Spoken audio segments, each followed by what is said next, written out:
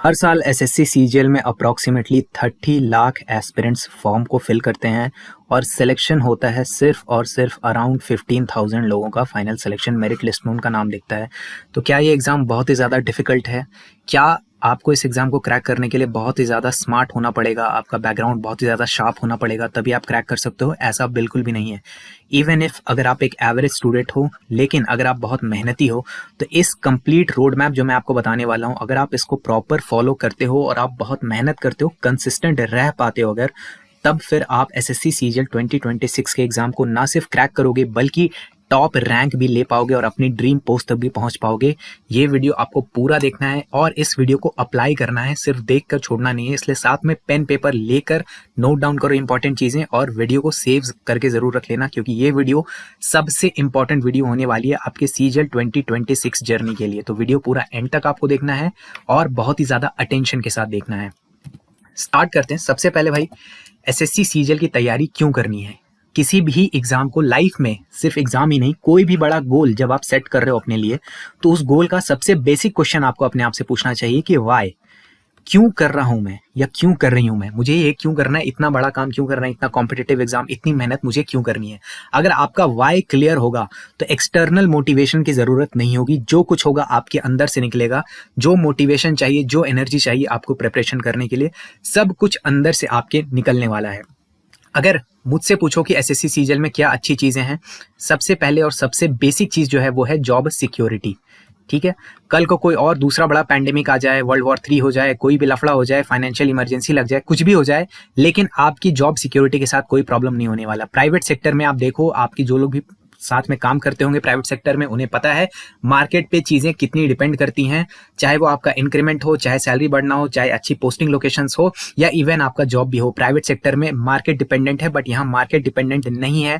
Inflation के साथ आपकी सैलरी बढ़ती रहेगी और जॉब सिक्योरिटी बहुत अच्छी रहेगी। दूसरी बात, अगर आप एक चिल गाय हो, ठीक, अगर आप एक चिल गाय हो और आप लाइफ थोड़ा एंजॉय करना चाहते हो, मे बी आपकी लाइफ में कोई हॉबी था, कोई पैशन था जो आप फुलफिल नहीं कर पाए ड्यू टू पेरेंटल प्रेशर या फिर कोई दूसरी प्रॉब्लम्स की वजह से, तो एसएससी सीजीएल में बहुत सारे ऐसे काम है ना कि ऑफिस जाओ, 3 से 4 घंटे आपको मेजर वर्क रहेगा, उसके बाद आप चिल रह सकते हो, अपने हॉबीज को, पैशन को परस्यू कर सकते हो।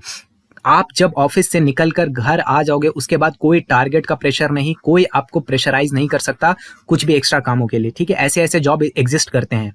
तीसरी चीज, अगर आपको एसएससी सीजीएल से कोई पावरफुल पोस्ट चाहिए तो बहुत सारी ऐसी पोस्ट है एसएससी के अंदर जिसके अंदर पावर बहुत अच्छी खासी मिलेगी। जैसे सीबीआई में सब इंस्पेक्टर की पोस्ट है, या फिर ईडी की पोस्ट है, या फिर और भी बहुत सारे अलग अलग डिपार्टमेंट्स है, जैसे कि एनसीबी है वगैरह है। इसके अंदर आपको ठीक ठाक पावर देखने के लिए मिलेगा। यानी अगर आप नेशन बिल्डिंग में डायरेक्ट कंट्रीब्यूशन करना चाहते हो, अपने लेवल पर, काफी अच्छे लेवल पर अगर कंट्रीब्यूशन करना चाहते हो, तो सीबीआई, ईडी, एनसीबी या फिर एनआईए जैसे डिपार्टमेंट्स में जाने का मौका है एसएससी सीजीएल। चौथी बात क्या है, देखो यार, एक होता है स्वीट स्पॉट। ठीक है, अगर आपको बहुत ज्यादा पावर चाहिए इस देश में तो या तो पॉलिटिशियन बन जाओ या यूपीएससी निकाल लो। पर भैया, यूपीएससी का एग्जाम कुछ ज्यादा ही डिफिकल्ट है, वहां पर इंटरव्यू का भी लफड़ा है। ठीक है, बहुत सारी चीजें एक्सट्रीम लक बेस्ड है। मेंस में क्या चीजें चलेंगी, मेंस रिटन होता है, डिस्क्रिप्टिव होता है, यहाँ पर कोई रिटन कोई डिस्क्रिप्टिव नहीं होता। यहाँ पर आपको इंटरव्यू के लफड़े में नहीं फंसना है और ठीक ठाक पावर आपको मिल जाएगी। स्वीट स्पॉट है यहाँ पर। अगर आप थोड़े से स्मार्ट और हार्ड वर्किंग हो तो आप एक अच्छा गवर्नमेंट जॉब, 5th पोजीशन पे आता है, 5th नंबर पे एक रीजन हो सकता है कि अच्छा सेंट्रल गवर्नमेंट का जॉब होने वाला है ये, जिसके अंदर ठीक ठाक अथॉरिटी होती है, ठीक ठाक पावर होता है, या कम से कम समाज में एक अच्छा रिस्पेक्ट तो होता ही है।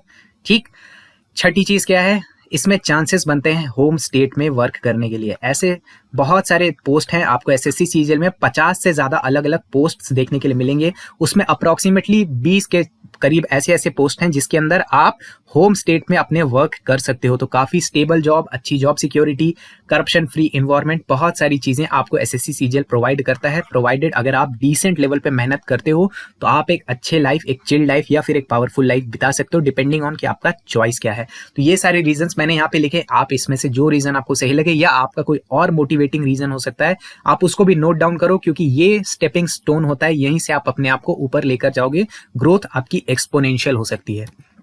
अब बात करते हैं गोल सेटिंग के बारे में। देखो, कुछ अपने लिए कुछ ड्रीम पोस्ट डिसाइड कर लो। गलती से भी ये गलती मत करना कि मुझे सिर्फ एक सिंगल पोस्ट चाहिए। मान लो किसी ने बोला मुझे इनकम टैक्स इंस्पेक्टर चाहिए, इसके अलावा कुछ भी मिलेगा मैं नहीं लूंगा। ये एक गलत गोल है, क्योंकि एसएससी सीजीएल में देखो एग्जाम कॉम्पिटिटिव नेचर का है और आधे एक नंबर से चीजें बदल जाती हैं, ठीक है। तो अपने आप को फिर डीमोटिवेट करने की जरूरत नहीं, आप अपने लिए कम से कम 5-6 ऐसे पोस्ट देखो जो आपको सूटेबल लग रहा है, आपके नेचर को सूट कर रहा है, और उसको फिर अपना ड्रीम पोस्ट आप चाहो तो मान सकते हो। उसके हिसाब से आपको अपनी प्रिपरेशन करने में थोड़ा मोटिवेशन आता है। अच्छा, गोल हम किसको लगाएं सर? देखो, इसके अंदर ना मैं एग्जाम पैटर्न आपको अच्छे से आगे एक्सप्लेन करने वाला हूं, लेकिन टीयर 1 का जो एग्जाम होता है ये सिर्फ क्वालिफाइंग नेचर का होता है। अभी के लिए जब आप प्रीवियस ईयर पेपर्स देखोगे ना, यानी 24 तक के जो प्रीवियस ईयर पेपर्स है उसमें क्या है 150 160 तक का कट ऑफ जा रहा है, क्योंकि क्वेश्चन थोड़े आसान आ रहे हैं। हालांकि सीजीएल 25 में ऐसा नहीं होगा, बट फिर भी। और टीयर 2 में 350 के आसपास आपको नंबर लाने हैं, तब आपको एक अच्छी पोस्ट शायद मिल जाएगी। लेकिन आप कभी भी अपना गोल प्रीवियस ईयर के कट ऑफ को देखकर मत लगाना। ऐसा क्यों है? बहुत सारे लोग आपको इस तरीके से मिसगाइड कर रहे हैं कि आप 170 का टारगेट रखो, 370 का टारगेट। अरे भाई, मुझे क्या पता कि अगला पेपर जो है कितना टफ या कितना इजी आने वाला है। अगर पेपर अच्छा खासा एग्जामिनर ने टफ सेट कर दिया ना, तो 120 नंबर क्रॉस करना मुश्किल हो जाएगा। इसीलिए हमें इसके पीछे नहीं भागना, हमें भागना है परसेंटाइल के पीछे। इस चैनल पे बात होती है परसेंटाइल में। कभी भी मुझसे ये मत पूछना कि सर सेफ स्कोर क्या है, आप पूछो सेफ परसेंटाइल क्या है। क्यों? क्योंकि परसेंटाइल आपको बताता है मॉक का जो लेवल है या टेस्ट का लेवल है। टेस्ट का लेवल अगर टफ है तब भी आपका परसेंटाइल अच्छा बनेगा अगर आपने प्रिपरेशन अच्छी की होगी। तो मैं आपको ये बोलता हूं कि जब भी टेस्ट सीरीज में या प्रीवियस ईयर पेपर्स में अपना स्कोर देखो, तो ये देखो कि टीयर 1 में क्या आप 95 परसेंटाइल को क्रॉस कर पा रहे हो या नहीं कर पा रहे हो, और टीयर 2 के अंदर क्या आप 98 परसेंटाइल को क्रॉस कर पा रहे हो या नहीं कर पा रहे हो। अगर आप इन परसेंटाइल्स को स्कोर कर रहे हो, इसको कंसिस्टेंटली क्रॉस कर रहे हो, चाहे वो किसी का भी मॉक टेस्ट हो, किसी भी टेस्ट सीरीज हो, कोई भी पीवाईक्यू हो, कुछ भी हो, देन भाइयों और बहनों, आपका एग्जाम क्रैक होने से कोई नहीं रोक सकता और आपको अपनी ड्रीम पोस्ट लेने से भी कोई नहीं रोक सकता। तो आप मार्क्स के पीछे मत भागो, आप परसेंटाइल के पीछे भागो, क्योंकि ये आपका रिलेटिव स्कोर बताता है दूसरे लोगों के कंपैरिजन में। और एग्जाम ये कॉम्पिटिटिव नेचर का है, इसमें आपको फुल मार्क्स लाने की जरूरत नहीं है कि 200 में से 200 लाऊंगा तब एग्जाम क्रैक होगा। आपको बस अपने कॉम्पिटिशन बेस से बेटर परफॉर्म करना होता है। इसीलिए मैं बोल रहा हूँ परसेंटाइल को अपना टारगेट रखिए। ठीक, चलो आगे बढ़ते हैं और थोड़ी बातें अब होगी एग्जाम पैटर्न के ऊपर। मैं बेसिक्स बताते चल रहा हूं, फिर अपन सब्जेक्ट वाइज स्ट्रैटेजी पे भी आएंगे। ठीक है, तो देखो, टीयर 1 का एग्जाम होता है, सबसे पहले पहला स्टेज का एग्जाम होता है। याद रखिएगा, ये सारा जो एग्जाम है ये आपके कंप्यूटर बेस्ड एग्जाम होता है। यानी आप सेंटर पे जाओगे, सेंटर पे बाकायदा कंप्यूटर लगा रहेगा, वो आपको अपना कंप्यूटर लैपटॉप ले जाने की जरूरत नहीं है, वहां पर जाकर के। और ये जो सारे एग्जाम्स होते हैं वो मल्टीपल चॉइस क्वेश्चंस होते हैं, यानी एक क्वेश्चन होगा, उसके 4 ऑप्शंस होंगे, 4 में से एक ऑप्शन आपको पिकअप करना है। ठीक, ये मैं बेसिक्स बता देता हूं क्योंकि बहुत सारे लोग बिगिनर्स हैं, इसलिए उनके लिए मैं बता देता हूं। टीयर 1 का जो एग्जाम है ये प्योरली क्वालिफाइंग नेचर का होता है। ठीक है, यानी इसके नंबर नहीं जुटते, इसमें सिर्फ एक मिनिमम क्वालिफाइंग मार्क्स जो आपको लानी होती है, वो भी ऑब्वियसली कंपटीशन बेस डिसाइड करेगा। कंपटीशन बेस आपका कैसा परफॉर्म कर रहा है उसके बेसिस पर। 4 सब्जेक्ट्स हैं टीयर 1 के लिए जो आपको तैयार करने हैं। पहला reasoning, GK, maths and English. ठीक, तो ये 4 चीजें आपको तैयार करनी है। जो पेपर का लैंग्वेज होगा वो याद रखेंगे, इंग्लिश प्लस हिंदी दोनों होने वाला है। तो इंग्लिश या हिंदी दोनों में आप एग्जाम दे सकते हो। बस ये जो इंग्लिश कॉम्प्रिहेंशन वाला सेक्शन है, यहाँ पर आपको इंग्लिश में ही देना होगा फॉर ऑब्वियस रीजन। चारों सेक्शन से 25 क्वेश्चंस आपको एग्जाम में मिलेंगे, सारे मल्टीपल चॉइस होंगे और एक क्वेश्चन 2 मार्क्स का होगा। ठीक है, इंटू 2, यानी एक क्वेश्चन सही करने पर आपको 2 सही मार्क्स मिलेंगे, और अगर आपने एक क्वेश्चन गलत किया तो आपके 1/4 मार्क्स कट जाएगा, यानी -0.5 नेगेटिव मार्किंग भी है इस एग्जाम के अंदर। ठीक, हर सेक्शन से 50-50 मार्क्स हो गए, फुल मार्क्स हो गए आपके 200 और सारे क्वेश्चंस हो गए 100। ये पूरे पेपर को सॉल्व करने के लिए आपको सिर्फ और सिर्फ 60 मिनट्स का टाइम मिलेगा। इसमें पीडब्ल्यूडी एस्पिरेंट्स को थोड़ा रिलैक्सेशन भी मिलता है 20 मिनट्स का। ठीक है, बट जनरल एस्पिरेंट्स के लिए ये 60 मिनट्स का टाइम ही होता है। याद रखेंगे, इसमें कोई भी सेक्शनल टाइमिंग नहीं है। ठीक, there is no sectional timing, आपको सेक्शनल टाइमिंग की टेंशन नहीं लेनी। ये कंपोजिट टाइम है चारों के लिए, आपकी मर्जी है, आप 60 का 60 मिनट केवल रीजनिंग को दे दो और खत्म कर दो, अपना टाइम वेस्ट कर दो। ये आपके ऊपर है, एग्जामिनर आपको फोर्स नहीं करेगा कि एक सेक्शन के लिए इतना ही टाइम है। आप डिसाइड कर सकते हो पहले किस सेक्शन को अटेम्प्ट करना है, कितने टाइम में करना है। ठीक, चलो आई होप चीजें क्लियर हो गई होंगी। अब हम आगे बढ़ते हैं और कुछ चीजें जो यहाँ पर जी हाँ, इस पे तो हमने बात कर ली है। सारे पोस्ट के लिए एक ही सेम पैटर्न होता है, कोई सेक्शनल कट ऑफ यहाँ पर नहीं होता, ना सेक्शनल टाइमिंग है ना सेक्शनल कट ऑफ है। ओवरऑल एक कट ऑफ आएगी, वो कट ऑफ अगर आपने क्लियर किया तो फिर आपको मौका मिलेगा टीयर 2 एग्जाम अपीयर होने का। टीयर 2 का जो एग्जाम है यहीं पे आपके मेरिट डिसाइड होती है, इसी से आपका रैंक बनेगा और इसी से डिसाइड होगा कि आपको कौन सी पोस्ट मिलती है। ठीक, हाई कट ऑफ्स होती है। अभी फिलहाल के टीयर 1 में कट ऑफ्स काफी हाई जा रही है क्योंकि अभी तक के लिए पेपर थोड़ा इजी आ रहा है। हालांकि इस बार से लेवल थोड़ा अपग्रेड हुआ है, तो इस बार एक्सपेक्टेड है कि कट ऑफ थोड़ा डाउन जाएगा। ठीक है, यानी मुद्दा क्या है, स्पीड और एक्यूरेसी बहुत बहुत ज्यादा क्रूशियल है। ठीक है, स्पीड के साथ साथ एक्यूरेसी भी मैटर करती है। ठीक, और हाँ, ये जो सेक्शन है टीयर 1 मेरिट के लिए कंसीडर नहीं होता।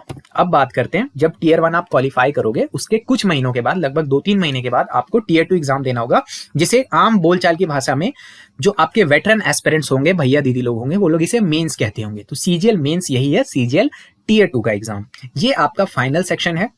इसके अंदर सबसे पहले पेपर 1 होगा जो सारी पोस्ट के लिए कंपलसरी है। जैसे मैंने आपको क्या बोला कि 50 से ज्यादा अलग अलग पोस्ट का कंबाइंड एडवर्टाइजमेंट निकाला जाता है सीजीएल एग्जाम के तहत। इसमें ज्यादातर पोस्ट के लिए ये पेपर 1 आपको कंपलसरी देना होता है। इसमें क्या है, देखो सारे सब्जेक्ट आपके टीयर 1 वाले यहाँ पे हूबहू रिपीट है। मैथ्स है, रीजनिंग है, इंग्लिश कॉम्प्रिहेंशन है, जीके है, लेकिन उसके साथ में कुछ एक्स्ट्रा चीजें भी ऐड हुई हैं। पहले जो मेन सब्जेक्ट है उसको मैं डिस्कस करता हूँ। मैथ्स और रीजनिंग एक साथ खुलेगा, यहां पर चीजें सेक्शनल हो जाती हैं, ठीक है। ये सेक्शन 1 होगा, ये एक साथ खुलेगा, 1 घंटे का पेपर जिसमें 30 क्वेश्चन मैथ्स के और 30 रीजनिंग के होंगे। आप दोनों में से जिसे जितना टाइम देना चाहो यहां दे सकते हो, बट ये पूरा सेक्शन आपको एक साथ अटेम्प्ट करना है। 30 क्वेश्चंस होंगे और यहां पर एक चीज आप नोटिस करोगे, यहां पर एक क्वेश्चन के लिए आपको +3 मार्क्स मिलेंगे और एक क्वेश्चन जब आप गलत करेंगे तो -1 मार्क्स हो जाएगा, यानी यहां 1/3 नेगेटिव मार्किंग है। चीजें थोड़ा स्टेक्स है यहां पर हाई हो जाता है, ठीक। तो ये सेक्शन आपको अटेम्प्ट करना है। जब ये सेक्शन फिनिश ऑफ कर दोगे तो सेक्शन नंबर 2 खुलेगा। ये सेकंड सेक्शन होता है जिसमें इंग्लिश कॉम्प्रिहेंशन के 45 क्वेश्चंस होंगे और जीके यानी जीके प्लस करंट अफेयर के 25 क्वेश्चंस आपको अटेम्प्ट करने। एक क्वेश्चन के लिए 3 मार्क्स पॉजिटिव के और गलत करने पर -1। यानी आप देखो यहां पर आप एक चीज नोटिस करो कि इंग्लिश का वेटेज काफी हाई है। यानी अगर आप टीयर 2 एग्जाम में अच्छा परफॉर्म करना चाहते हो तो इंग्लिश आपकी काफी सॉलिड होनी चाहिए। लेकिन हिंदी मीडियम वालों को या फिर Gujarati medium, Bengali medium, SMS medium वालों को डरने की जरूरत नहीं है। सारे अच्छे सोर्सेस अवेलेबल होते हैं। बहुत एक्सट्रीमली हाई लेवल का इंग्लिश यहाँ पर नहीं पूछा जाता, तो आपको टेंशन की कोई बात नहीं है। आप प्रिपरेशन करोगे तो चीजें मैनेज हो जाएंगी, ठीक है। अब आप बोलोगे कि सर मेरा यहाँ पे भी ध्यान जा रहा है कि ये कंप्यूटर नॉलेज क्या है। देखो कंप्यूटर नॉलेज के 20 सवाल आते हैं, एक क्वेश्चन 3 मार्क्स का होता है, यहाँ पर भी नेगेटिव मार्किंग होती है और ये क्वालिफाइंग नेचर का होता है। क्वालिफाइंग का मतलब क्या है कि इसमें एक मिनिमम क्वालिफाइंग मार्क्स डिसाइड होती है बाद में चल करके, उतने मार्क्स जिनके होंगे वही लोग बड़े बड़े फेमस पोस्ट हैं उनके लिए एलिजिबल होते हैं, जैसे आईटीआई वगैरह के लिए, ठीक है। तो ये क्वालिफाइंग होता है और ये मिनिमम क्वालिफाइंग मार्क्स आपको इसमें लाने होंगे। इसके लिए आपको 15 मिनट का समय मिलेगा, ठीक है। तो ये 1 घंटा 1 घंटा 2 घंटा 2 घंटा 15 मिनट, जब ये इतना सेक्शन आप कंप्लीट कर लोगे अपने टीयर 2 एग्जाम में, फिर आपको मिलेगा एक शॉर्ट ब्रेक, ठीक है। एक शॉर्ट ब्रेक मिलेगा, अप्रॉक्सीमेटली 45 मिनट्स टू 1 घंटे का वो ब्रेक होता है, ठीक है। उस ब्रेक में आप बाहर जाकर चाय पानी पी सकते हो, कुछ खा सकते हो, वॉशरूम वगैरह हो सकते हो और उसके बाद आपको देनी है टाइपिंग का टेस्ट, ठीक है। तो उसी दिन टीयर 2 एग्जाम के दिन ही आपको टाइपिंग देना है। टाइपिंग के लिए अलग से आपको कहीं नहीं बुलाया जाएगा, जैसे रेलवे वगैरह में होता है, ठीक है। तो ये डाउट भी बहुत सारे लोगों के अंदर होता है, ठीक है। तो यहाँ पर आपको टाइपिंग देना है। टाइपिंग कोई टफ नहीं होता, ठीक है। इंग्लिश में या हिंदी में जिसमें चाहो आप दे सकते हो। 28 वर्ड्स पर मिनट का आपको टाइपिंग देना होता है अप्रोक्सीमेटली। अगर मैं बात करूं तो इतना ही आपको टाइपिंग ये देना होता है। ये बहुत ही इजी टाइप का टाइपिंग आता है, आप आराम से इसकी तैयारी कर सकते हो, कोई स्पेशल प्रिपरेशन की जरूरत नहीं होती। आमतौर पे जो लोग टेक सेवी हैं वो बिना प्रिपरेशन के भी इसको क्वालिफाई कर लेंगे, ठीक है। तो इसमें बस क्वालिफाइंग मार्क्स आपको लाने होते हैं, यानी कि अगर इसमें एरर रेट चेक होता है, जैसे अगर मान लो 100 चीजें आपको टाइप करनी थी, उसमें से अगर आप 98 चीजें टाइप कर रहे हो तो यानी कि आपकी एक्यूरेसी क्या है, 98% है। तो एक्यूरेसी के हिसाब से यहाँ पर क्वालिफाइंग चेक होता है, जैसे आमतौर पर 95%, 90% इस तरह की एक्यूरेसी होती है। कैटेगरी वाइज ऑब्वियसली ये वेरी करेगा। तो इसके लिए आपको 15 मिनट का समय दिया जाता है और इसके बाद टीयर 2 एग्जाम आपका फिनिश हो जाएगा। अब 2 अलग अलग पोस्ट होती है, जैसे एक पोस्ट है जेएसओ, एक स्टैटिस्टिकल इन्वेस्टिगेटर है ये, और यहाँ पर एक पोस्ट है AAO की वैकेंसी हालांकि आजकल आती नहीं है। तो ये जो जेएसओ वाली पोस्ट है इसके अंदर स्टैटिस्टिक्स का भी पेपर देना होता है। इसके लिए आपको अगले दिन बुलाया जाएगा, किसी और दिन बुलाया जाएगा अगर आप एलिजिबल हो तो। स्टैट्स वाले ये जेएसओ का जो पोस्ट है इसके लिए ज्यादातर लोग एलिजिबल नहीं होंगे, इसमें कुछ स्पेशल रिक्वायरमेंट मांगा जाता है, ठीक है। उसी तरह स्टैटिस्टिकल इन्वेस्टिगेटर के लिए भी कुछ अलग रिक्वायरमेंट्स मांगी जाती है, तो इसके बारे में अपन बात नहीं करेंगे ये सब, क्योंकि ज्यादातर लोग 99% लोग इसके लिए एलिजिबल नहीं रहते हैं या फिर सीरियस नहीं रहते हैं, ठीक है। तो ये पूरा आपका टीयर 2 का एग्जाम हो गया। जब एग्जाम आप दोगे उसके बाद फिर एग्जाम देने के बाद आपको कुछ दिनों के बाद अपना रिजल्ट मिलेगा। रिजल्ट से पहले आपसे पोस्ट प्रेफरेंस यहां पर ली जाएगी। इसके ऊपर भी बहुत लोग का टेंशन रहता है कि सर पोस्ट प्रेफरेंस हमें कब देना है। तो ये जो रिजल्ट आएगी उसके कुछ समय के पहले, अप्रोक्सीमेटली 10-15 दिन पहले आपसे आपका पोस्ट प्रेफरेंस ऑनलाइन भरवाया जाएगा कि आप कौन से पोस्ट को ऊपर रखना चाहते हो, किसको नीचे रखना चाहते हो, आपके रैंक के हिसाब से प्लस आपके एज के हिसाब से, क्योंकि एज भी मैटर करती है, हर पोस्ट का एज रिक्वायरमेंट अलग अलग है। उसके हिसाब से आपको आपके प्रेफरेंस के हिसाब से, और सबसे इंपॉर्टेंट आपके प्रेफरेंस के हिसाब से आपको एक पोस्ट अलॉट कर दी जाएगी और उस पोस्ट पे फिर आपको ज्वाइनिंग होगा, ज्वाइनिंग करना है, डॉक्यूमेंट वेरिफिकेशन वगैरह सारी चीजें इसके बाद करवाई जाएगी। वहीं पे आपको अपने फाइनल डॉक्यूमेंट्स प्रोड्यूस करने हैं, दिखाने हैं। ठीक, इस तरीके से आप एग्जाम के सारे प्रोसेस को समझ चुके हो। अब हम बात करते हैं जी हाँ, अब बात करते हैं डिटेल्ड सिलेबस के बारे में। तो डिटेल्ड जो सिलेबस है वो बहुत लंबा हो जाएगा, उसको डिस्कशन करना वो इस वीडियो के स्कोप से बाहर है। हमारा जो टेलीग्राम चैनल है वहां पे इसका पीडीएफ अपलोडेड है, आप पीडीएफ को जाकर के आसानी से पढ़ना। आप सब पढ़े लिखे लोगों को, पीडीएफ में ऐसा कुछ भी ऐसा नहीं लिखा जो आप समझ नहीं पाओगे। इस पीडीएफ को जाकर के आपको यूज करना है। याद रखना है बस इतनी चीज कि टीयर 1 के जो चारों सब्जेक्ट हैं, यानी जीके, इंग्लिश, रीजनिंग, मैथ्स, ये चारों सब्जेक्ट आपके टीयर 2 में आते हैं और यही मेरिट डिसाइड करते हैं। बस कुछ एक्स्ट्रा टॉपिक्स ऐड हो जाते हैं आपके रीजनिंग के अंदर और मैथ्स के अंदर। ठीक है, ज्यादा नहीं, 4-5 एक्स्ट्रा टॉपिक्स आपके ऐड होते हैं मेंस में। ठीक, ये है सिलेबस का लब्बो लबाब। आप जाएं और सिलेबस को जरूर पढ़ें। अब बात करते हैं भैया समय कितना लगेगा, how much time do you need to prepare. ठीक है, ये बहुत इंपॉर्टेंट डाउट होता है। देखो, अगर तो आप एब्सोल्यूट बिगिनर हो, ठीक है, आपको कुछ नहीं पता, एकदम जीरो लेवल पे हो, ना आपका बैकग्राउंड है, ना आपने स्कूल कॉलेज में ढंग से पढ़ाई की थी, मैं मानकर चलता हूं कि आपने कभी अपना दिमाग यूज किया ही नहीं है। जैसा कि वो वायरस बोलता है कि अनयूज्ड ब्रेन है आपका, कभी आपने इसका इस्तेमाल नहीं किया, सिर्फ और सिर्फ रील्स देखने में इस्तेमाल किया है, तो 6 से 9 महीने या उससे भी ज्यादा का समय लग जाएगा। ठीक है, ये डिपेंड करेगा आपकी एफिशिएंसी के ऊपर, आपने किससे गाइडेंस लिया है, कौन से सोर्सेस फॉलो कर रहे हो, कितना कंसिस्टेंट रह रहे हो। 6 से 9 महीने देखो, लगाने वाले 5 वर्षीय योजना लगाते हैं। ठीक है, 5 ईयर प्लान होता है बहुत लोगों का। ठीक है, मैं उनकी बात नहीं कर रहा हूं। अगर आप डेस्परेट हो, अगर आपको नीड है एग्जाम को क्रैक करने की, तो 6 से 9 महीने में तैयारी करके अच्छी रैंक भी पाई जा सकती है, बशर्ते आप अच्छे गाइडेंस में अच्छी एफिशिएंसी तैयारी कर रहे हो। ठीक है, अगर किसी का अच्छा बैकग्राउंड है, गुड बैकग्राउंड का मतलब क्या हुआ सर, बैकग्राउंड क्या बोल रहे हो, बैकग्राउंड का क्या मतलब हुआ? जैसे मान लो किसी ने यूपीएससी या स्टेट पीसीएस की तैयारी करी है, ये होता है बैकग्राउंड। या फिर मान लो किसी ने जेई की बहुत अच्छी तैयारी की थी, ठीक है, या फिर हो सकता है आपने इंजीनियरिंग की है, या फिर हो सकता है कि आपका 12th में या फिर ग्रेजुएशन में मैथ्स काफी अच्छा था। तो इसमें जो एक इंपॉर्टेंट सब्जेक्ट है मैथ्स, जिसका सिलेबस कंप्लीट करने में आपको काफी समय लगेगा, उसमें आपको एज मिलता है। यूपीएससी की तैयारी की तो आपको जीके में काफी एज मिलेगा, जेई की तैयारी की तो फिर रीजनिंग प्लस मैथ्स दोनों में आपको बहुत एज मिलेगा। अगर आपने इंजीनियरिंग कर रखी है तो भाई हर चीज में, जीके को छोड़ के हर चीज में आपको एज मिलेगा। ठीक है, क्योंकि इनका बैकग्राउंड वैसा होता है। ठीक है, मैं खुद भी एक इंजीनियर हूँ, इसलिए नहीं बोल रहा हूँ, ये होते हैं इस तरह के लोग। अगर आपने ढंग की इंजीनियरिंग की है, वैसे नहीं कि बस किसी तरीके से हमने डिग्री ले ली, वो नहीं। या फिर अगर आपकी 12th या ग्रेजुएशन में मैथ्स अच्छा है, तो इसमें भी मैं बोलूंगा कि आपका बैकग्राउंड सॉलिड हो गया। अगर ऐसे कैसी कैटेगरी से आते हो तो 3 से 6 महीने में, डिपेंडिंग ऑन आपकी एफिशिएंसी, आप तैयार कर सकते हो। ठीक है, यानी 3 से 6 महीने में, क्या बोल रहा हूँ, 3 से 6 महीने में आप टीयर 1, और उसके बाद टीयर 1 के बाद आपको लगभग 2 से 3 महीने और मिलते हैं, तो इतने में आप टीयर 2 लेकर अच्छे से जॉब लेकर अच्छे रैंक के साथ क्रैक कर सकते हो। अगर आप रिपीटर हो तो ऑब्वियसली 2 से 3 महीने में आप आराम से चीजों को ब्रश ऑफ कर लोगे, या उससे कम समय में भी, क्योंकि रिपीटर्स का सिलेबस ऑलवेज खत्म होता है। ठीक, चलो अब बात करते हैं कि भैया सेल्फ स्टडी करें या कोचिंग करें। देखो, कोचिंग में कोई शेम नहीं है। ऐसा नहीं कि मैंने सिर्फ सेल्फ स्टडी से क्रैक किया इसलिए मैं बहुत महान हूं, या किसी ने कोचिंग से क्रैक किया तो वो उतना स्मार्ट इंटेलिजेंट नहीं है। देखो, स्मार्टनेस इंटेलिजेंस से मतलब नहीं है, मतलब बस गाइडेंस से होता है। आपको कहीं से भी अगर गाइडेंस मिल रहा है, हो सकता है आपके भैया दीदी कोई सीनियर हो जो आपको पर्सनली गाइड कर रहे हो, इससे बेस्ट कुछ हो नहीं सकता।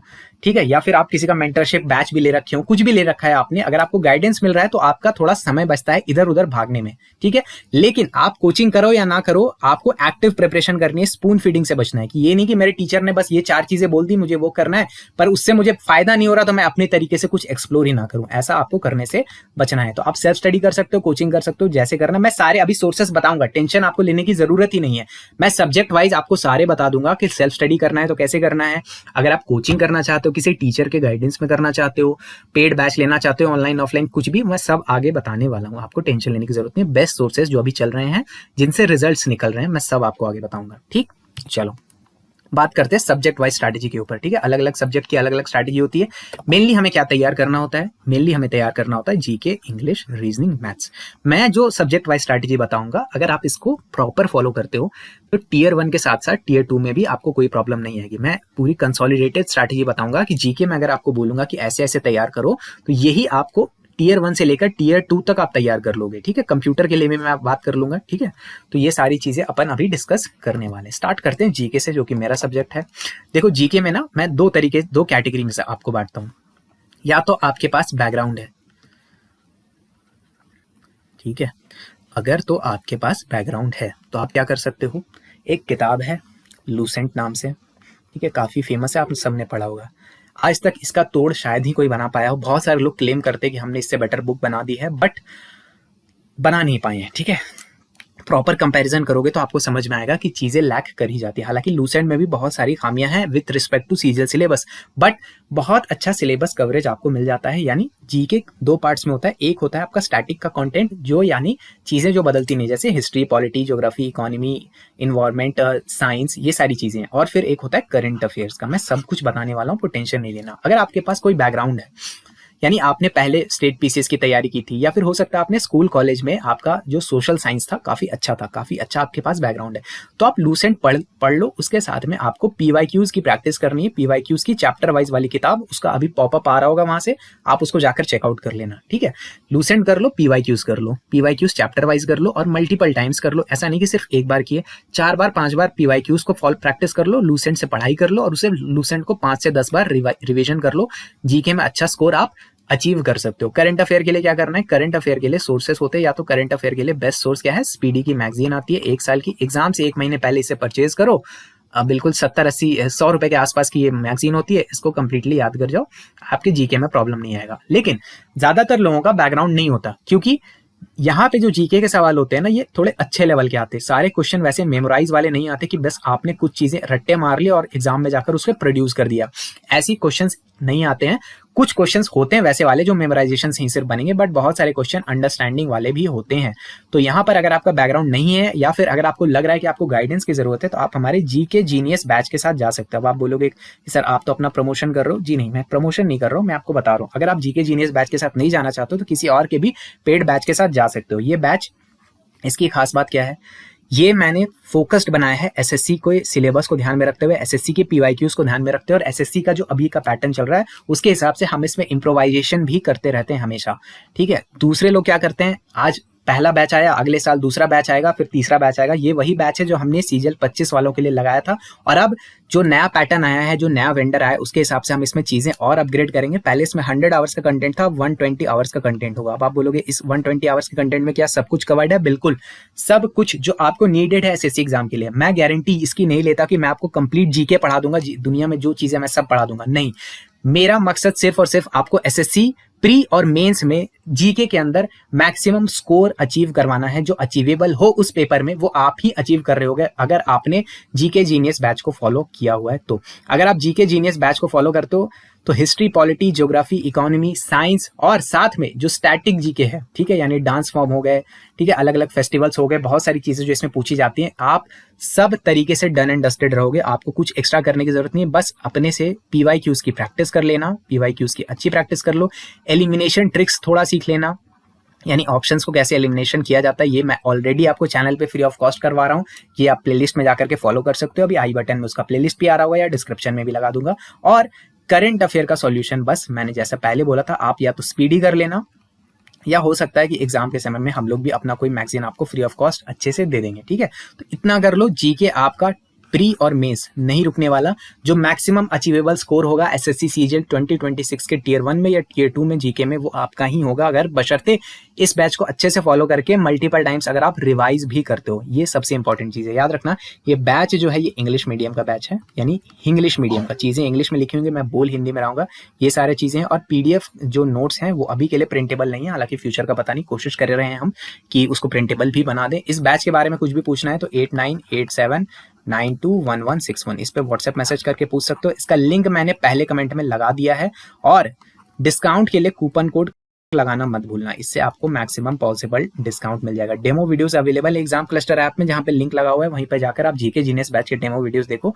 अगर आपको सही लग रहे हैं तो आप इसको परचेज कर सकते हो। अगर ये सही नहीं लग रहा तो किसी और का भी पेड बैच या फ्री बैच जो आपको फॉलो करना है आप कर सकते हो, जो टीचर आपको सही समझा पा रहा है, क्योंकि जीके में समझने का एस्पेक्ट अब धीरे धीरे राइजिंग ट्रेंड पर है। क्योंकि आप बहुत चीजें रट सकते हो, लेकिन अब धीरे धीरे क्या है, कुछ टेक्निकल टाइप के सब्जेक्ट्स हैं, इकोनॉमी है जैसे, इकोनॉमी में अब वैसे फैक्चुअल क्वेश्चन सिर्फ नहीं आ रहे, समझने वाली चीजें ज्यादा आने लगी हैं।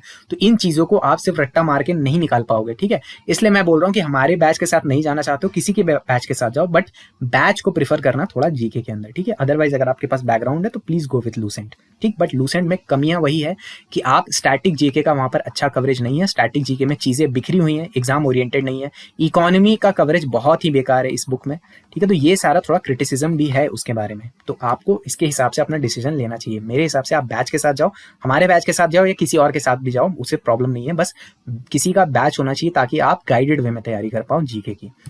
अब बात करते हैं मैथ्स में। मैथ्स में देखो फंडा क्या होता है, मैथ्स में आपके अप्रोच मैटर करती है इस एग्जाम में, ठीक है। अब आप बोलोगे सर मुझे परसेंटेज का क्या ही अप्रोच आप बताओगे, परसेंटेज सिंपल सी बात होती है, 1/2 इंटू 100 कर देंगे तो ये 50% होता है, ये सब बेसिक तो मुझे पता ही है, ये सब आपने स्कूल में पढ़ा होगा या जेई की तैयारी में पढ़ा होगा। बट जो अप्रोच, जो तरीका आपने अपने स्कूल में लगाया था ना, वो तरीके से अगर आप यहाँ पर बनाने का कोशिश करोगे तो आपका प्री नहीं निकलने वाला। अगर मुश्किल से किस्मत से प्री निकल भी जाए तो मेंस में जाकर मार खा जाओगे, ठीक है। क्योंकि यहाँ पर डिमांड क्या है, आपको मिनिमम पॉसिबल टाइम में मैक्सिमम पॉसिबल क्वेश्चंस को एक्यूरेसी के साथ अटेम्प्ट करना है मैथ्स के अंदर। और इसके लिए क्या तरीका लगाते हो आप किसी सवाल को सॉल्व करने के लिए, ठीक है। जैसे मैं एक क्वेश्चन देता हूँ आपको, 123 इंटू 142 इंटू 779 इंटू 111, और इसके मैं आपको 4 ऑप्शन दे दूं, ठीक है। एक नॉर्मल बंदा इसको कैसे बनाएगा, इसको पूरा सॉल्व करेगा, बट एक एसएससी का एस्पिरेंट क्या करेगा, यूनिट डिजिट को देखेगा, यूनिट डिजिट को मल्टीप्लाई करेगा, ऑप्शन में मिलाएगा किसका यूनिट डिजिट इसके साथ मैच करता है, उसको ये आंसर मार्क कर देगा। यानी एक एसएससी एस्पिरेंट जिसे सही अप्रोच पता है वो इस सवाल को 5 सेकंड में खत्म कर सकता है, ठीक है। बट आपको अप्रोच नहीं पता, आपको लगता है आपने स्कूल में बहुत अच्छी मैथ्स पढ़ी थी तो आप इस पूरे को मल्टीप्लाई करने लग जाओगे, या हो सकता है कुछ और कर लो, कोई भी तरीका लगा लो। इससे जो फास्ट तरीका होता है वो एसएससी वाले एक तगड़े एस्पिरेंट्स को पता होता है, और इसीलिए आप उनसे पिछड़ते हो, आप रिपीटर से पिछड़ते हो, क्योंकि आपने कभी इस चीज पे ध्यान ही नहीं दिया कि भाई हमें सही अप्रोच सीखना है एग्जाम में क्वेश्चन को सॉल्व। देखो आप घर में पेन पेपर पे सॉल्व कर रहे हो, कोई भी अप्रोच लगाओ फर्क नहीं पड़ता, आंसर आने से मतलब है। बट एग्जाम में सिर्फ आंसर लाना इंपॉर्टेंट नहीं है।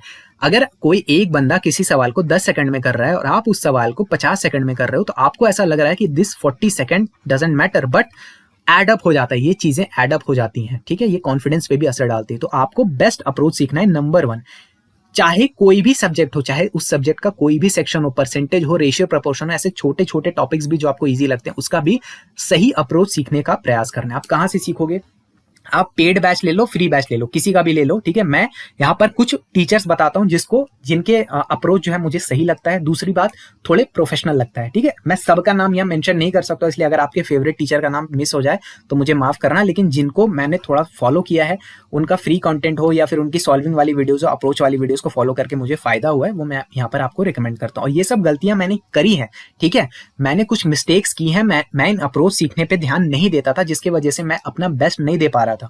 इसीलिए मैं आपको बता रहा हूं कि अप्रोच बहुत मैटर करता है। तो आपको मैथ्स के सारे सब्जेक्ट्स का, सारे टॉपिक्स का बेस्ट अप्रोच पता होना चाहिए। इसके लिए आप देखो, सबसे पहले ये हैं गगन सर हैं, गगन प्रताप, ठीक है, या फिर भूतेश सर, ठीक है। आप जाना, और चलो सभी नाम लिख ही देता हूं, आभास साइनी सर हैं। ऐसा नहीं कि मैं 1 पे किसी को लिख रहा हूँ, 2 पे किसी को लिख रहा हूँ तो इनका रैंक 2, इनका रैंक, ऐसा कुछ नहीं है। चलो ये नंबर हटा ही देते हैं, ये रैंक मैं नहीं लिख रहा हूँ, मैं सिर्फ नाम लिख रहा हूँ, ठीक है। I am just writing the name. कोई भी टीचर इनमें से ऐसा नहीं है कि वो ज्यादा अच्छा है, आपको कौन सूट करता है, और ऐसा नहीं कि यहाँ पर गए और सिर्फ सब्सक्राइबर देख लिए कि किसके सब्सक्राइबर ज्यादा है यूट्यूब पे वही अच्छा टीचर होगा, ऐसा नहीं होता है, ठीक है। आपको सब्सक्राइबर नहीं देखने हैं, आप जाओ और एक यहाँ पर शुभम जैन, ठीक है, इनका चैनल है RBE, ठीक है, इनका चैनल है मैथ्स विद आभास साइनी सर। गगन प्रताप सर के तो बहुत सारे चैनल्स हैं, आप मेन चैनल ढूंढ लेना। और भूतेश सर का चैनल है E1 कोचिंग, ये इनका यूट्यूब चैनल है, ठीक है। यूट्यूब पे इनके जाओ, जो सब्जेक्ट, जो टॉपिक आपको पढ़ना है आप थोड़ा थोड़ा पढ़ के देखो, ठीक है। एक टॉपिक इनसे पढ़ लो, एक इनसे पढ़ लो, एक इनसे पढ़ लो, एक इनसे पढ़ लो, और थोड़ा फिगर आउट कर लो। देखो थोड़ा समय लगेगा, बट एक बार आपने फिगर आउट कर लिया कि कौन सा टीचर मुझे सही बता पा रहा है, इसमें से 1 या 2 टीचर होंगे जिनके साथ आपकी ट्यूनिंग आ जाएगी, ठीक है। ऐसा नहीं है कि कोई ज्यादा बेटर है या कोई ज्यादा बुरा है, सब लोग अपने वे में बहुत अच्छे तरीके से पढ़ाते हैं। किनका स्टाइल आपको पसंद आ रहा है, आप जाओ, जाकर उनके साथ ट्यूनिंग बैठाओ। 1-2 टीचर जिनके साथ ट्यूनिंग बैठ जाए, उनके साथ कोशिश करो कि आप अपने मैथ्स के सारे टॉपिक्स का, देखो एम आपका ये होना चाहिए ना कि मैथ्स के जो 90% सवाल हैं उनके लिए मार्केट में अवेलेबल जो बेस्ट अप्रोच है वो मुझे पता है। ये आपका एम होना चाहिए। मैं बहुत डिटेल में लेकर जा रहा हूँ क्योंकि इन चीजों पे बंदे फिसल जाते हैं, फिर वो बोलते हैं कि एग्जाम जो है लक बेस्ड है। लक, अरे कुछ लक बेस्ड नहीं है भाई, लक बेस्ड है पर इतना ज्यादा नहीं है जितना हुआ आपने बनाया, क्योंकि आप बेस्ट अप्रोच नहीं सीखते हो। आप अप्रोच सीखने पे फोकस करो कि सही अप्रोच क्या है सवाल बनाने का। दूसरी चीज जो आपको करनी है, आपको करना है ढेर सारा practice. Maths is all about practice. अब प्रैक्टिस का सोर्स क्या होगा? अगर तो आप किसी टीचर का पेड बैच ले रहे हो तो वो टीचर अपने शीट्स प्रोवाइड करेंगे। देखो, टीचर पे भरोसा करना सीखो। अगर टीचर आपको शीट दे रहा है, शीट में उसने बोला है कि ये सवाल करो, इससे आपको फायदा होगा, तो उन शीट्स को अच्छे से प्रैक्टिस करो। और पीवाईक्यूज, चैप्टर वाइज पीवाईक्यू की बुक्स आती हैं, पिनाकल की या किरण की, अभी स्क्रीन पे पॉपअप भी हो रही होंगी, उनसे आपको चैप्टर वाइज प्रैक्टिस करनी चाहिए। ठीक, अब आप बोलोगे सर अभी तो वेंडर चेंज हो गया ना, अब पीवाईक्यूज का रेलेवेंस नहीं रहा ना। ऐसा कुछ नहीं है, क्योंकि पीवाईक्यूज किसी वेंडर के मोहताज नहीं होते। इसलिए मैं बोल रहा हूँ किरण वाली बुक फॉलो करना, क्योंकि बहुत पुराने पीवाईक्यूज भी आपको मिलेंगे। पीवाईक्यूज से आपके कॉन्सेप्ट रिवीजन होती है, ठीक है, कॉन्सेप्ट और अप्रोच का आपका रिवीजन होता है। बेस्ट अप्रोच आप लगा पा रहे हो नहीं लगा पा रहे हो, बस ये मैटर करता है। तो आपको करना क्या है, नंबर 1 बेस्ट अप्रोच सीखने की कोशिश करो किसी भी टीचर से जो आपको सूट करे, और नंबर 2 ढेर सारी प्रैक्टिस करो, या तो उनके शीट से या तो पीवाईक्यू से, या हो सके तो दोनों से कर लो, डिपेंडिंग ऑन आपके पास समय कितना है।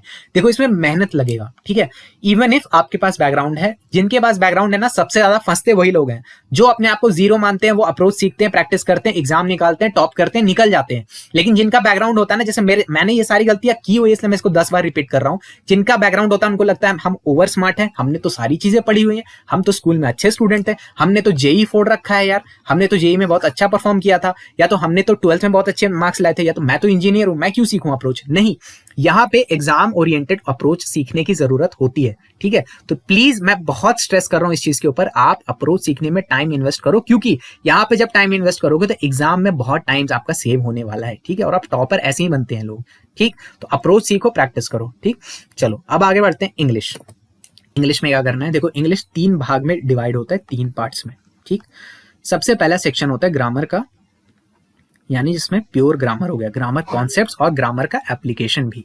दूसरी चीज क्या है, दूसरी चीज है वोकैब्युलरी, यानी इडियम्स एंड फ्रेजेस हो गए, सिनोनिम्स, एंटोनिम्स, ये सारी चीजें जो है वोकैबुलरी में आती है। और थर्ड है आपके कॉम्प्रिहेंशन या क्लोज टेस्ट, यानी पैसेज वाले जो सवाल होते हैं, पैसेज है या सेंटेंस रीअरेंजमेंट है, ये सारे कॉम्प्रिहेंशन में आता है। तीनों के लिए मैं आपको अप्रोच बताता हूँ, इसमें भी बहुत पेशेंटली सुनना।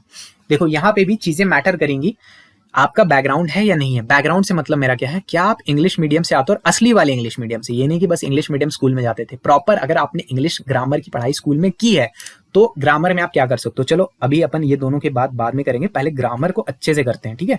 ग्रामर कैसे करना है, अगर आपका बैकग्राउंड है तो आपको क्या करना है, और अगर आपका बैकग्राउंड नहीं है, इंग्लिश मीडियम से नहीं आते हो या स्कूल में पढ़ाई ठीक नहीं थी, तब क्या करना है।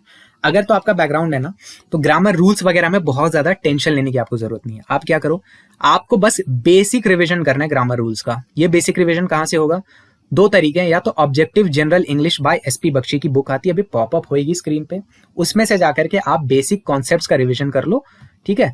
या फिर नीतू मैम की किताब आती है, नीतू मैम की किताब आती है, उस वो भी अभी स्क्रीन पे पॉपअप होगी।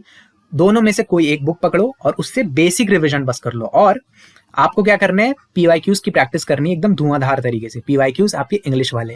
और ये कैसे करनी है, ऐसा नहीं कि बैठ के यहाँ पर इन रूल्स को उठा के लगा रहे हैं। अगर आपका बैकग्राउंड है ना, तो आप स्टेटमेंट देखकर, जैसे सवाल आपसे क्या पूछा जाएगा कि I am the good boy, ठीक है। तो यहां पर अगर आपने अच्छी पढ़ाई की है तो आपको समझ में आएगा कि यार यहाँ पे कुछ तो गड़बड़ लग रहा है, ये स्टेटमेंट सही नहीं लग रहा मुझे, यहाँ पे कुछ और होना चाहिए था। तो ऐसा नहीं कि फिर आप जाकर आर्टिकल्स के सेक्शन को उठाओगे, रिवाइज करोगे, आपको खुद से पता है कि यार गलती यहाँ पर, और यही एग्जाम में आपसे पूछा जाएगा कि कहाँ पे गलती है, कौन से स्टेटमेंट में गलती है, कौन से, या फिर फिल इन द ब्लैंक्स दे देगा कि I am dash good boy, और 4 ऑप्शन भर देंगे, ए एन द मोस्ट, ऐसे भर देंगे, ठीक है। और इसमें से आपको एक पिकअप करना है। तो अगर आपकी बैकग्राउंड आपका अच्छा है तो ये सब आपको फील आ जाएगा, ठीक है, इंट्यूशन से सवाल सही कर लोगे। लेकिन शर्त वही है कि बैकग्राउंड अच्छा होना चाहिए और आपने एक बार बेसिक पढ़ाई कर ली है, ठीक। उसके साथ में ढेर सारे दबा के पीवाईक्यूज लगा लो, ग्रामर में आपका कोई पैर नहीं पकड़ पाएगा, ठीक है, इतने ऊपर उछल जाओगे। लेकिन अगर आपका बैकग्राउंड नहीं है ग्रामर में, नंबर 2 पे आते हो, किसी वजह से आपने पढ़ाई नहीं की, तो क्या करें, आप तैयारी नहीं करेंगे, ऐसा नहीं है। यहाँ पर आपको मेहनत थोड़ा ज्यादा करना होगा, आपको थोड़ी कंसेप्चुअल ग्रामर की अंडरस्टैंडिंग लेनी पड़ेगी, ठीक है। क्योंकि आप कंपीट किससे कर रहे हो भाई, प्रॉपर एक इंग्लिश मीडियम का विद्यार्थी जो होता है ना, वो अपने जिंदगी के 12 साल 10 से 12 साल इंग्लिश पढ़ने में बिताता है, भले उसने कैसे भी पढ़ी कुछ भी किया, पर वो 10-12 साल पढ़ता है। तो 10-12 साल तक जो इंसान ट्रेंड है, आपको उससे कम्पीट करना है, तो थोड़ा समय और मेहनत करनी पड़ेगी। कंसेप्चुअल अंडरस्टैंडिंग अच्छे से लेनी है आपको, किसी टीचर से प्रॉपर उनका कोर्स लेना चाहिए, चाहे वो पेड हो फ्री हो मैटर नहीं करता, बट किसी का कोर्स आपको ग्रामर के लिए परचेज करना चाहिए, या फिर फ्री वाले में भी इनरोल करो, जैसे भी करके आप करो। टीचर कौन सी है, या तो नीतू मैम का ले लो, ठीक है, या फिर रानी मैम का ले सकते हो, या फिर अमन वशिष्ठ सर हैं, ठीक है। तीनों में से किसी का भी ले लो। देखो यहाँ पर भी सब्सक्राइबर देख करके मत करना, क्योंकि बहुत ज्यादा यहाँ पे पीआर टीम भी इन्वॉल्व होती है, तो ये सब चीजों में मत फंसना कि किसके ज्यादा सब्सक्राइबर है उसका बाय करता हूँ। तीनों का पढ़ो, तीनों से थोड़ा थोड़ा पढ़कर देखो, जिनसे आपको ट्यूनिंग अच्छी बैठ रही है, जो आपको अच्छे से समझा पा रहा है, जिनसे आप चीजें समझ पा रहे हो, आपके दिमाग में चीजें घुस रही हैं और उनको आप झेल पा रहे हो, ठीक है, क्योंकि टीचर को थोड़ा झेलने की भी बात हो जाती है एक पॉइंट के बाद। तो तीनों में से जो आपको पसंद लगे उनके साथ आप जा सकते हो। अमन सर और रानी मैम जो है थोड़ा ज्यादा प्रोफेशनल है, बट नीतू मैम जो है थोड़ा आपके एक तरीके से समझ लो कि बोरिंग कम लगेंगे आपको, ठीक है। बाकी आपको आपके अपने ऊपर है कि आप किसके साथ जाना चाहते हो। तीनों का कंटेंट देखो, जिसका पसंद आए उनके कंसेप्चुअल अंडरस्टैंडिंग लेने के लिए उनके कोर्स में चले जाना, फ्री हो पेड हो फर्क नहीं पड़ता। उसके साथ में आपको भी वही चीज करनी है कि ढेर सारे PYQs की प्रैक्टिस करनी है, ठीक है। मैं काफी डिटेल्स में बता रहा हूँ, इतने डिटेल्स में कोई वीडियो में इतना बात करता नहीं है, बट मैं बता रहा हूँ क्योंकि मैं मानकर चल रहा हूँ आप बिल्कुल बिगिनर हो भाई, ठीक है। तो इसके साथ PYQs की प्रैक्टिस कर लो, आपका भी ग्रामर बहुत अच्छा हो जाएगा। इसके साथ में एक चीज और करना, दोनों लोगों को बता रहा हूँ, रीडिंग करते रहना। ये बहुत ही अंडररेटेड चीज है, लोग इसकी इंपॉर्टेंस को समझते नहीं है, बट इंग्लिश एक लैंग्वेज है और लैंग्वेज की रीडिंग जितनी ज्यादा करोगे उतने ज्यादा आपको हेल्प होगा, ना सिर्फ ग्रामर में बल्कि वोकैब में भी और रीडिंग कॉम्प्रिहेंशन में भी।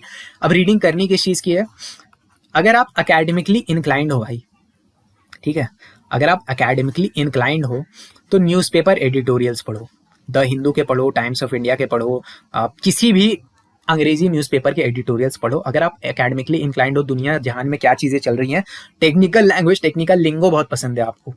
दूसरी चीज़ क्या कर सकते हो, अगर ये सब नहीं पसंद है, एकेडमिकली इंक्लाइंड नहीं है, न्यूज़पेपर वगैरह से मतलब नहीं है, नॉवेल पढ़ लो, ठीक है। किसके नॉवेल पढ़ना है, जिसके मर्जी पढ़ लो, अंग्रेजी की नॉवेल होना चाहिए, ठीक है, जिसका मर्जी पढ़ लो, जिसके रिव्यूज ठीक ठाक लग रहा है, ठीक है। मैं बेस्ट रिकमेंडेशन देता हूँ, अभी भी ये बना हुआ है, चेतन भगत के पढ़ लो, ठीक है, क्योंकि इसमें क्या है, कोई ज्ञान की बातें नहीं है, कुछ भी ज्ञान का बात नहीं है, इट्स टोटल नॉनसेंस। ये जो नॉवेल्स हैं टोटल नॉनसेंस है, बिल्कुल आपको मजा आएगा, लगेगा कि यार मतलब टीवी सीरियल टाइप का कुछ चल रहा है या फिर मूवी चल रहा है, और काफी इंटरेस्टिंग भी होता है, ठीक है। बट इससे फायदा क्या होता है ना, आप ग्रामर पकड़ लेते हो। जैसे मैंने आपको बोला ना कि एक सेंटेंस में आपके आगे लिखूंगा, जिसकी रीडिंग अच्छी है उसको पता नहीं रहेगा कि इसमें एग्जैक्टली क्या ग्रामर के कौन से रूल के कौन से एक्सेप्शन के कौन से सब सेक्शन की वजह से ये गलत है, बट उसको समझ में आ जाएगा कि भाई ये गलत है, बस वहीं तक आपको पहुंचना है और आपकी वोकैबुलरी ठीक ठाक हो जाएगी, रीडिंग कॉम्प्रिहेंशन में आपको आसानी होगा। इसलिए अगर आप एडिटोरियल पढ़ सकते हो बेस्ट, इससे अच्छा कुछ नहीं है, अदरवाइज आप नॉवेल्स पढ़ लो, किसी के भी नॉवेल पढ़ लो, ठीक है, फर्क नहीं पड़ता, ठीक। अब बात करते हैं सेकेंड पिलर जो है वोकैबुलरी। देखो यहाँ पर लगेगी ये बिल्कुल मेहनत लगेगी और बहुत हाई लेवल की मेहनत लगेगी। यहाँ पर कोई शॉर्टकट्स नहीं है कि मैं आपको कुछ रामबाण बता दूं, बहुत गधा मजदूरी भी आपको यहाँ पर करनी पड़ सकती है वोकैबुलरी में। यहाँ पे करना क्या है, प्रीवियस ईयर में आए हुए जितने वोकैब्स हैं, क्योंकि वोकैब जो है दुनिया में लिमिटेड है, तो प्रीवियस ईयर में जितना भी वोकैब आया, चाहे वो आपके सिनोनिम्स हो, एंटोनिम्स हो, वन वर्ड सब्स्टिट्यूशन हो, इडियम फ्रेजेस हो, स्पेलिंग एरर्स हो, ये सारे आपको इसमें मैक्सिमम मेमोराइज कर लेने हैं, ठीक है, जितने आपको नहीं आते हैं। अब ये इसका एक अच्छा सोर्स हुआ करता था ब्लैक बुक, बट अभी मैं देख रहा हूँ बहुत दिनों से इसका अपडेट नहीं आया, तो अगर ब्लैक बुक का कोई अपडेट आया होगा तो वो मैं यहाँ पर या तो स्क्रीन पे पॉपअप होगा या डिस्क्रिप्शन में मैं उसका बेस्ट बाय लिंक लगा दूंगा, अगर ब्लैक बुक का कोई लेटेस्ट अपडेट आ गया होगा तो, और नहीं तो फिर इसका जो कोई अल्टरनेटिव होगा जिसमें प्रीवियस ईयर वोकैबुलरी आपके सारे अरेंज की होगी, वो आपको करने है, बस इतना ही करना है, इससे ज्यादा कुछ नहीं करना है। थर्ड चीज क्या है, कॉम्प्रीहेंशन भैया। कॉम्प्रीहेंशन यानी क्लोज टेस्ट हो गया, पैसेज बेस्ड क्वेश्चन हो गए, PQRS वाले सवाल हो गए, इनके लिए क्या करना है, इनके लिए बेस्ट सोर्स है इंग्लिश माध्यम का एक टेलीग्राम चैनल है। इसमें क्या होता है, डेली के फ्री एक न्यूज़पेपर एडिटोरियल को बिल्कुल उसी फॉर्म में आपको परोसा जाता है जैसे आपके एग्जाम में आने वाला है, यानी न्यूज़पेपर एडिटोरियल एक पैसेज की तरह एक्ट करता है और उससे पैसेज बेस्ड क्वेश्चन आते हैं, साथ में वोकैब दिया हुआ रहता है, उससे निकाला हुआ उसमें जो नए वर्ड्स होते हैं उनका वोकैबुलरी भी आपको मीनिंग समझा होता है बहुत ही सिंपल लैंग्वेज में, ठीक है। तो ये इसको आप फॉलो कर सकते हो, टेलीग्राम पे अवेलेबल है, इंग्लिश माध्यम, यही सर्च करोगे टेलीग्राम पे आपको इनका चैनल मिल जाएगा। बहुत ही ज़्यादा इससे आपको हेल्प होने वाला है। इनका पेड प्लान भी आता है बट उतना वो मैंडेटरी नहीं है, मर्जी होगी तो ले लेना, वरना उसकी कोई मतलब वो मैंडेटरी नहीं होता। बस इसको रेगुलर फॉलो करते रहना, कॉम्प्रिहेंशन डन एंड डस्टेड है, इससे बेस्ट सोर्स कॉम्प्रिहेंशन का हो नहीं सकता। लेकिन इन सब के साथ एक चीज मस्ट है, वो है पीवाईक्यूज। पीवाईक्यूज आपको करते ही रहना। पीवाईक्यूज का बुक का अभी जो बेस्ट बाय लिंक है अभी आ रहा होगा, या मैं उसके डिस्क्रिप्शन में भी लगा दूंगा। तो पीवाईक्यूज आपको करते ही रहना है इंग्लिश में, इसमें नहीं रुकना। ठीक, अगर इतना करते हो, चाहे प्री हो चाहे मेंस हो, इंग्लिश में जो टॉप मार्क्स होंगे वो आपके होंगे, अगर इस स्ट्रैटेजी को प्रॉपर फॉलो करते हो इंग्लिश के लिए। ठीक, चलो फाइनल बात करते हैं रीजनिंग के लिए। देखो इजीएस्ट है, चारों में इजीएस्ट सब्जेक्ट है, बहुत ज्यादा दिमाग लगाने की जरूरत नहीं। अगर आपके खोपड़ी के अंदर भेजा है, ठीक है, यानी आपके स्कल के बीच में ब्रेन अगर एग्जिस्ट करता है, तो इस सेक्शन में आप अच्छा खासा स्कोर कर लोगे। ज्यादातर लोग पहली बारी इसका जब टेस्ट देते हैं तो आराम से उनका स्कोर जो है 35 to 40 प्लस होता है, ठीक है, आउट ऑफ 50, क्योंकि इसमें बहुत ज्यादा कुछ ऐसा नहीं पूछता जो आप नहीं बना पाओगे इजीली। बस सिंपल आपके दिमाग एग्जिस्ट करना चाहिए, आप इतना स्कोर कर लोगे। तो आपको करना क्या है, आप टेक्स्ट बुक में जाओ। अब टेक्स्ट बुक क्या है, नए लोगों को ये भी बताना पड़ेगा। टेक्स्ट बुक एक टेस्ट सीरीज का प्लेटफॉर्म है, जिसके अंदर आपको सारे टेस्ट सीरीज का एक्सेस मिलता है, यानी जितने भी प्रीवियस ईयर पेपर्स हैं, और ये लोग खुद अपने मॉक टेस्ट भी बनाते हैं, ये यहाँ पे मिलेगा। एसएससी के सारे एग्जाम्स का, यानी CGL, CHSL, MTS, stenographer, GD, उसके साथ में रेलवे के सारे एग्जाम्स का, बैंक के सारे एग्जाम्स का, सबका एक्सेस एक जो आपको इसमें पास परचेज करना होता है, ठीक है, it's kind of a subscription. इसके अंदर अप्रोक्सीमेटली आपको क्या 400-500 रुपीज का प्राइस पे करना है, 1 साल की वैलिडिटी वाला पास आता है, जिसके अंदर आपको सारे टेस्ट सीरीज के एक्सेस वहां पे मिल जाएगा। तो ये परचेज करके रख लेना, इसमें आपको बहुत सारा यूजफुल कंटेंट मिलेगा, ठीक है, और कूपन कोड क्लस्टर लगा लेना, तो थोड़ा आपको डिस्काउंट भी मिल जाएगा। ठीक है, चलो अब बात करते हैं रीजनिंग के बारे में। ठीक है, अब इसमें करना क्या है, टेक्स्ट बुक पे जाओ, यहाँ पर सीजीएल के प्रीवियस ईयर वाले सेक्शनल ढूंढना, प्रीवियस ईयर टेस्ट खोजना, या फिर इसके अपने सेक्शनल ढूंढना। सेक्शनल टेस्ट, रीजनिंग के सेक्शनल टेस्ट आपको देने हैं, ठीक है, कितने देने हैं, 4 देने हैं। 4 टेस्ट देते देते आपको समझ में आ जाएगा कि कुछ स्पेसिफिक टाइप ऑफ क्वेश्चन है जो मुझसे गलत हो रहा है, मुझसे नहीं पकड़ में आ रहा है वो स्पेसिफिक टाइप, ठीक है, कोई टाइप होगा जो आपसे नहीं बन रहा होगा, ठीक है। यानी बहुत सारे लोगों को क्या है, सीरीज में प्रॉब्लम आएगी, कुछ लोगों को क्या है, कैलेंडर में प्रॉब्लम आएगा, ठीक है, हालांकि कैलेंडर के ज्यादा सवाल आते नहीं, कुछ लोगों को शायद मिरर इमेज में प्रॉब्लम आए। तो ऐसे करके कुछ टॉपिक्स निकल के आएंगे। पूरा रीजनिंग सिलेबस पढ़ने की गलती नहीं करना, ये नहीं कि जाकर के रीजनिंग का पेड बैच जाकर उठा लिए किसी का भी, ये गलती आपको बिल्कुल नहीं करनी है। आप देखो कि कौन से स्पेसिफिक टॉपिक में मुझे क्या प्रॉब्लम आ रही है, उस टॉपिक को आप कहीं से भी जाकर पढ़ लो, ठीक है। इसके लिए एक अच्छा सोर्स क्या है, E1 कोचिंग का यूट्यूब चैनल पे आपको सारे टॉपिक्स पढ़ा रखे हैं। आप किसी भी टॉपिक को जाकर के वहां पर सर्च करोगे और साथ में E1 कोचिंग लिख देना, वहां पर सर ने बहुत अच्छे से इसको एक्सप्लेन किया है, एग्जांपल्स वगैरह सब कुछ लेकर के सही अप्रोच भी बताया हुआ है। तो यहाँ पर जाकर के आप रीजनिंग की अपनी तैयारी कर लोगे। इसके लिए किसी का पेड प्रोग्राम कुछ भी लेने की जरूरत नहीं है। बस इसके साथ में क्या है, प्रीवियस ईयर वाली जो बुक है चैप्टर वाइज, उसको प्रैक्टिस कर लेना, ठीक है, या पिनाकल की ले लो, किरण की ले लो, किसी की भी ले लो। बस रीजनिंग आपका बेस्ट वे में प्रिपेयर हो जाएगा, चाहे प्री हो चाहे मेंस हो। इसमें बहुत ज्यादा टाइम देने की जरूरत नहीं है। अगर एक स्मार्ट बच्चा है तो वो 10 से 15 दिन में रीजनिंग एकदम खत्म कर सकता है, ठीक है। तो ये सबसे इजीएस्ट सेक्शन टू प्रिपेयर है, बशर्ते आप अपने ऊपर भरोसा रखते हो, ठीक। तो हम सारे मेन टॉपिक्स के बारे में जान चुके हैं। कंप्यूटर भी थोड़ा आपको क्वालिफाइंग लेवल पे तैयार करना होता है। तो अगर आपका कंप्यूटर का बैकग्राउंड है तब तो फिर कोई बात ही नहीं है, बट अगर है या नहीं भी है, आप ओवर कॉन्फिडेंस में मत रहना, क्योंकि क्वालिफाइंग मार्क्स नहीं लाओगे अगर, तो फिर प्रॉब्लम हो जाएगी भैया, कुछ नहीं मिलेगा, इतना मेहनत कर लिया सब बर्बाद हो जाएगा अगर क्वालिफाइंग मार्क्स नहीं ला पाए तो, ठीक है। इसमें करना क्या है, देखो एक लूसेंट की बुक आती है, लूसेंट की कंप्यूटर की बुक आती है, और एक है आपके अरिहंत की आती है। दोनों में से जो आपको सही लगे, मैं तो बोलता हूँ जो दोनों में से जो पतला लगे वो परचेज कर लेना, प्रॉब्लम नहीं आएगा। दोनों का भी पॉपअप यहाँ पे आ रहा होगा, या फिर आप नीचे डिस्क्रिप्शन में इसका लिंक भी मिल जाएगा बेस्ट बाय का, वहां से जाकर चेकआउट कर लो। लूसेंट का या अरिहंत का, दोनों में से जिससे परचेज करना है कर लेना, और बेसिक इससे पढ़ लेना टीयर 1 के बाद। टीयर 1 में आपके कंप्यूटर का सवाल अभी तो नहीं पूछा जा रहा, तो आप टीयर 1 के लिए टेंशन ना लो, टीयर 2 के लिए आप टेंशन लो थोड़ा बहुत, बट प्रिपेयर कर लोगे 2-3 महीने। बेसिक इसकी रीडिंग और रिवीजन कर लेना, बहुत ज्यादा दिमाग लगाने की जरूरत नहीं है, ठीक। तो यहाँ पर मैंने आपको सारे सब्जेक्ट समझा दिए। अब क्या करना है भाई, मुझे सब पता है मुझे क्या करना है, बट मैं करूँ कैसे। डेली रूटीन का प्रॉब्लम आता है बहुत सारे लोगों को, ठीक है। तो अब डेली रूटीन के मामले में क्या करना है, डिसिप्लिन कैसे बनाकर रखना है। देखो हर दिन का एक रफ डेली शेड्यूल बनाकर रखो कि मुझे इतने बजे उठना है, और फिर बीच में जो भी चीज़ें हैं उसके साथ इतने से इतने बजे का जो टाइम है ये पढ़ाई का टाइम है, ये स्लॉट पढ़ाई का है, उसके बाद ये स्लॉट पढ़ाई का है। इसके लिए आप कोशिश बहुत सारी कर सकते हो, आप लाइब्रेरी वगैरह ज्वाइन कर सकते हो या अपने घर में माहौल बना लो, जो भी है। प्लस इस जो टाइम है मेरे पढ़ाई का, मान लो कोई 9 बजे से 12 बजे तक पढ़ाई कर रहा है, तो इस बीच में क्या क्या चीज़ें मुझे अचीव करनी है वो पहले से आपका बना होना चाहिए, ठीक है। क्लैरिटी, ये चीज़ हमेशा याद रखना, लाइफ का मंत्रा बनाओ इसको, क्लैरिटी इक्वल्स कॉन्फिडेंस, ठीक है। जब आप बैठते हो ना, प्रोक्रेस्टिनेशन होता है इसलिए क्योंकि भैया करना क्या है ये पता ही नहीं है, ठीक है। बस बैठ गए हैं कि चलो आज इंग्लिश पढ़ेंगे। अरे इंग्लिश में क्या पढ़ोगे, कितना पढ़ोगे, अपने सामने तो लिखो कि हाँ आज मैं 50 वोकैब मेमोराइज करूंगा, ठीक है। 100 PYQs की प्रैक्टिस करूंगा, वो भी इस चैप्टर से करूंगा। ये प्रॉपर अचीवेबल टारगेट्स अपने सामने आपको लिख कर रखने हैं, ठीक है। अगर ये सारा हैसल नहीं करना चाहते हो तो बहुत सारे लोग टारगेट सीरीज चलाते हैं या किसी बहुत लोगों का पेड ग्रुप भी चलता है, ठीक है। धीरे धीरे आप इस लाइन में आओगे, आपको सब पता ही चल जाएगा, ठीक है। बहुत लोग पेड ग्रुप है, इसमें होता क्या है, टारगेट सीरीज में आपको डेली क्या करना है एकदम स्पेसिफिक लिखा हुआ होता है। अगर एक अच्छा मेंटोर है तो काफी अच्छे तरीके से आपको टारगेट्स देता है बीच में आपके, जैसे हम लोगों ने CGL 25 के लिए इसको चलाया था, ठीक है। काफी समय हो गया, अब तो 15 जनवरी 2025 से चल रहा था, अभी भी ये ऑन गोइंग है CGL 2025 के लिए, ठीक है। डिपेंडिंग ऑन की वीडियो आप कब देख रहे हो, तो उसके लिए हमने चलाया था, फ्री ऑफ कॉस्ट चलाया था ऑब्वियसली। तो आप देख लो, आपको अपने हिसाब से जिसका जचता है, कोशिश करेंगे हम लोग भी कि CGL 26 के लिए लाएं, अगर इनफ लोग बोलते हैं तो, इंटरेस्टेड होते हैं तो, ठीक है। अदरवाइज बहुत सारे लोगों का आपको टारगेट ग्रुप या पेड ग्रुप मिल जाएगा। मुद्दा यहाँ पे क्या होता है ना कि बंदे जैसे मैंने, अगर मान लो मेरा टारगेट सीरीज स्टार्ट किया, लोग जो है 7 दिन इसको फॉलो करेंगे, बहुत मोटिवेशन में रहेंगे, 7 दिन के बाद 2 दिन नहीं फॉलो कर पाए, तो फिर आप ट्रस्ट ही नहीं करोगे कि इन 2 दिन में जो आपने चीजें नहीं की है इसको आप बाद में भी कभी कवर कर सकते हो। क्योंकि मैं क्या है, मैं बीच में हमेशा आपको बफर डेज देता हूं कि इस बफर डेज में जो आपके बचे हुए टारगेट से इसको पूरे करो जो पहले आप नहीं कर पाए थे। लेकिन लोगों को ट्रस्ट ही नहीं आता, 2 दिन नहीं कर पाए, उसके बाद ये टारगेट सीरीज छोड़ करके यूट्यूब पे निकल गए दूसरा का टारगेट सीरीज फॉलो करने के लिए, क्योंकि सब तो ज्यादातर लोग फ्री ही चला रहे हैं, ठीक है। तो ये फिर इस तरीके से चीजें नहीं वर्कआउट करेंगी। जो लोग कंसिस्टेंट रहेंगे, देखो लाइफ कंसिस्टेंसी का मतलब बहुत लोगों को लगता है ना कि ग्राफ ऐसा चलेगा, ठीक है, ये कंसिस्टेंसी है। ये कंसिस्टेंसी नहीं है।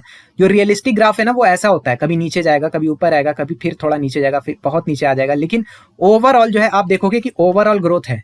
तो ये जब नीचे आपका डिप हुआ, यहां पर क्या आप अपने आप को हिम्मत बनाकर रख पाए थे, क्योंकि बहुत नीचे डिप किया था, लेकिन ओवरऑल आप ग्रो कर रहे हो, ये आपको नहीं दिखता है।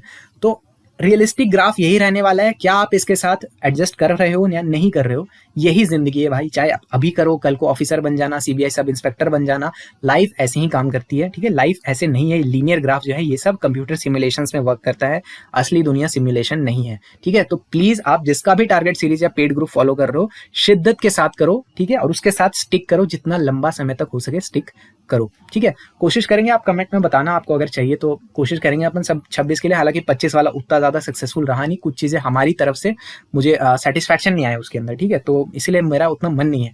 बट अगर आप लोग कमेंट में बोलोगे तो फिर देखते हैं, सोचते हैं इसके बारे में, ठीक है। और वीडियो आपको कैसा लगा आप जरूर बताना। अच्छा कुछ चीजें अभी बची हुई है, ठीक है। मॉक टेस्ट के बारे में थोड़ी बात कर लेते हैं। मॉक टेस्ट देखो, यानी जो मैंने आपको टेक्स्ट बुक का बात किया था, टेक्स्ट बुक में क्या है, आपको मॉक टेस्ट मिलते हैं, यानी प्रैक्टिस टेस्ट मिलते हैं उसी इंटरफेस में, उसी ऑनलाइन इंटरफेस में जैसे आपके एग्जाम में आने वाला है, हूबहू चीजें वैसे ही दिखेंगी आपको। तो आपको इंटरफेस का प्रैक्टिस हो जाएगा, अच्छे लेवल के क्वेश्चंस होते हैं तो क्वेश्चन की प्रैक्टिस हो जाएगी, और बहुत सारे सीरियस एस्पिरेंट्स वहां पे तैयारी कर रहे होते हैं। यानी अगर आप जाओगे ना, मैंने क्या बोला, 30 लाख लोग फॉर्म भरते हैं, यहाँ पर टेक्स्ट बुक में आपको 10 से 15 लाख लोग मिल जाएंगे टेस्ट देते हुए, ठीक है। तो फिर आपको एक अच्छा गेज मिल जाएगा कि आप कहाँ स्टैंड कर रहे हो, अपने कंपटीशन बेस के बीच में कहाँ स्टैंड कर रहे हो, ये आपको बहुत अच्छे से पता चलता है। तो आप एक सब्सक्रिप्शन जरूर खरीद के रखना, चाहे टेक्स्ट बुक कर लो या किसी और कर लो। हालांकि टेक्स्ट बुक से बड़ा यूजर बेस आपको कहीं नहीं मिलेगा, ये आज की सच्चाई है, ठीक है। तो ये इसका लिंक मैंने पहले कमेंट में लगा दिया, कूपन कोड क्लस्टर यूज कर लेना तो आपको मैक्सिमम डिस्काउंट मिल जाएगा, ठीक है। तो वीडियो यहीं पे एंड होता है। थोड़ा वीडियो लेंथी जरूर हुआ है और यहाँ तक बहुत कम लोग आए होंगे, बट लाइफ यही है कि स्टार्ट जो लोग करते हैं बहुत कम ही लोग फिनिश कर पाते हैं। ये सीजीएल की जर्नी भी ऐसी ही रहती है, ठीक है। ज्यादातर लोग इंथुजियाज्म से स्टार्ट करते हैं, आखिरी मोमेंट तक बहुत कम लोग बचते हैं। तो आप अगर यहाँ तक आ गए हो तो ऑलरेडी आपका जो हैबिट है, आपका जो रिटेंशन हैबिट है बहुत स्ट्रांग है, और ये जो है बहुत बड़ी क्वालिटी है। तो अपने आप को एक शाबाशी जो है जरूर देना। यहाँ तक जो लोग पहुंचे हुए हो, बहुत हाई चांस है कि आप लोग क्रैक कर लोगे, बस स्टिक करना, ठीक है। लाइफ में जो बैड डेज होंगे उसके बावजूद आप इसमें स्टिक करना, आप क्रैक कर लोगे। क्योंकि ये जो माइंडसेट होता है ना, माइंडसेट बहुत बड़ी चीज है। आज के रील्स में जिनमें 30 सेकंड का अटेंशन स्पैन है, अगर आप इतने लंबे वीडियो तक आखिरी तक बचे हुए हो, कमेंट करना सबसे पहले तो कि सर मैं यहाँ तक आखिरी तक बचा हुआ था, और आपका बहुत हाई चांस है, बहुत हाई चांस है कि ऐसे लोग ही एग्जाम को क्रैक करेंगे जो कंसिस्टेंट रहते हैं और हार्ड वर्किंग रहते हैं। स्मार्ट लोगों का सीजीएल नहीं निकलता। ज़्यादातर स्मार्ट लोग ओवर स्मार्ट हो जाते हैं, एग्जाम खत्म होने तक ओवर स्मार्टनेस में चले जाते हैं, या तो मीडियोकर लेवल की पोस्ट लेकर रह जाएंगे, एग्जाम क्रैक ही नहीं कर पाएंगे। क्रैक उनका होता है जो भले स्मार्ट हो या ना हो बट हार्ड वर्किंग है, कंसिस्टेंट है, एग्जाम क्रैक कर लोगे आप। ठीक है, टेंशन लेने की कोई ज़रूरत नहीं है, किसी चीज़ से डरने की ज़रूरत नहीं है। बहुत सारी चीज़ें जो आपके फेवर में नहीं है, बट बहुत सारी चीज़ें जो आपके फेवर में भी वर्क करेंगी। ठीक है, तो ऑल द वेरी बेस्ट इस जर्नी के लिए, मैं आपको शुभकामनाएं देता हूं। और आगे जो भी मेंटोरशिप गाइडेंस होगा उसके लिए आप चैनल को सब्सक्राइब करके रख सकते हो। आपको बहुत सारे यहाँ पे यूजफुल गाइडेंस रिलेटेड वीडियोस देखने के लिए मिलता रहेगा।